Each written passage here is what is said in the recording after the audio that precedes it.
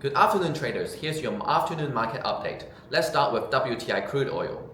The EIA data shows crude inventories at Cushing fell to just 23.4 million barrels as of September 26, which is an unusually low level that heightens the market sensitivity to regional supply disruptions and pipeline flow changes.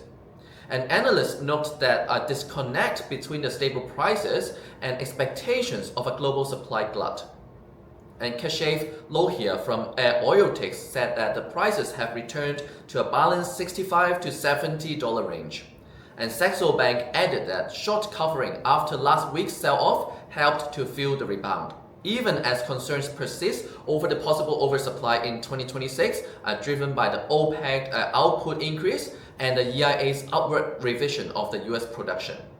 And ANC analysts believe that the traders will likely ignore these concerns until the inventories start to rise meaningfully. And turning to gold, the bullish momentum remains strong. Since its August breakout, gold has surged more than $670 per ounce, which is more than 20% in just 2 months.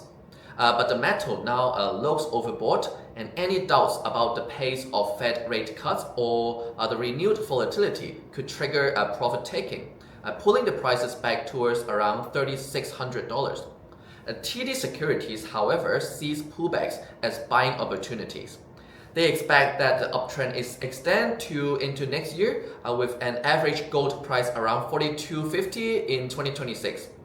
And central bank purchases, especially from China, which still holds only 7.6% of its reserve in gold, are expected to remain a long-term support.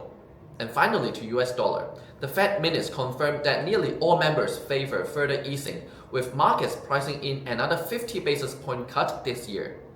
Swedish bank EBS expects rates to gradually fall towards a neutral level, around 2.75 to 3% by 2026. So that's all for today's review. Thanks for tuning in, and we'll keep watching the data ahead of the next Fed meeting.